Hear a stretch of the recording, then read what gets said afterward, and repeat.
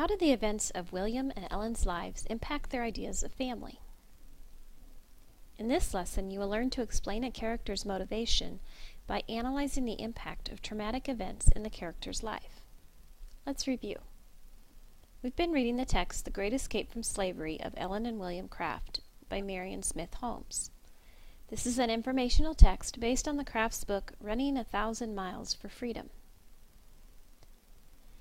In this lesson, we are going to be trying to understand a character's motivation. That means we'll be investigating why a character feels a certain way or acts a certain way. What is behind their thoughts and actions? People behave and think in certain ways based on past experiences: good, bad, fun, scary, sad, etc. In this article, in the first paragraph of page 2, the author uses a quote from the Crafts book. Let's zoom in on the paragraph. Ellen and William married, but having experienced such brutal family separations, despaired over having children, fearing they would be torn away from them. The mere thought, William later wrote of his wife's distress, filled her soul with horror.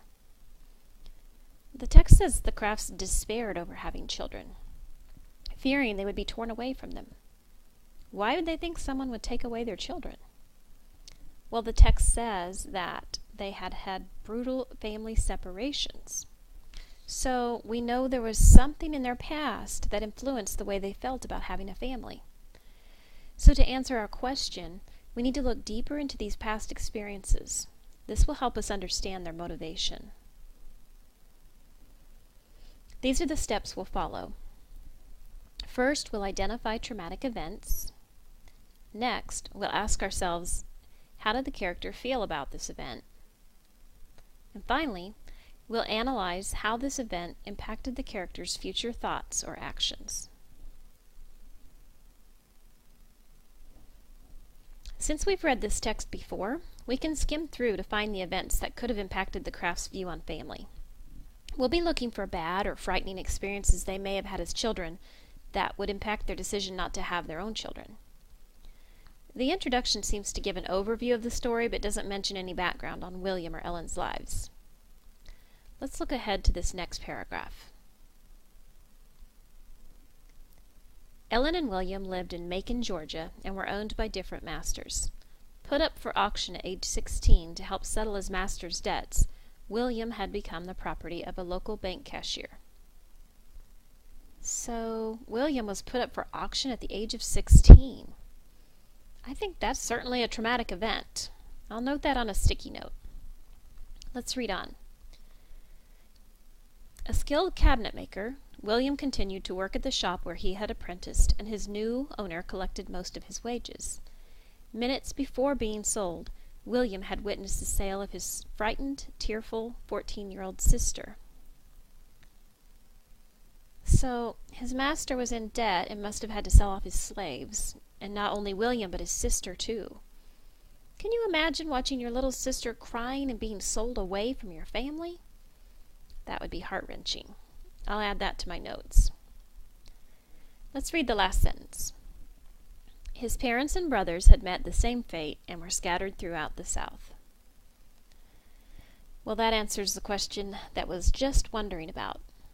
His parents and brothers must have been sold earlier, and now we're all separated. So we've identified a few traumatic events in William's life. Step 2 is to ask ourselves, how did the character feel about this event? Well, the text doesn't give us any specific words telling us how William felt, so we'll have to infer. Using what the text does tell us, plus our background knowledge, we can make a reasonable inference as to how William would have felt. The text does say that William was only 16, and that his 14-year-old sister was frightened and tearful. So I think it's reasonable to say that William would have felt frightened the same way as his sister.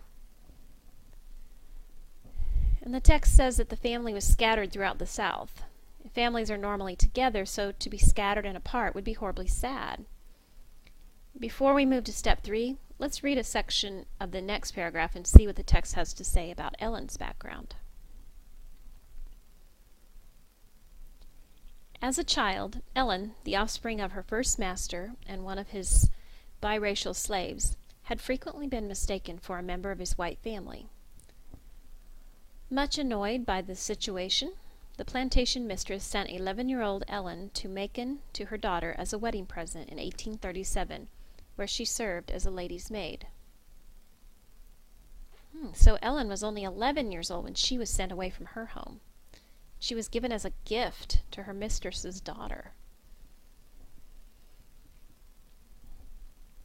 So how did Ellen feel about these events? Well, again, the text doesn't say, so we'll have to infer. When we reread the first sentence, it explains why Ellen is so light-skinned. She's the daughter of the master and a biracial slave, so that means she was 3/4 white. Because of this, she was often mistaken for a member of his family. And this was an annoyance and probably embarrassing to the master's wife, the plantation mistress. It makes me wonder if the mistress was cruel to Ellen and if her father, the master, had anything to do with her. Well, because of the situation, the mistress wants to be rid of Ellen and gives her away. And she's taken away from her mother at a young age, so I would infer she would have been scared and alone. I also think to be given away as a gift would make someone feel worthless and like an object, not a person. Well, in step 1, we identified the traumatic events in the lives of William and Ellen. In step 2, we inferred how they must have felt about these events. Step 3 is to analyze how these events impacted the character's future thoughts or actions. Let's go back to the first paragraph on page 2.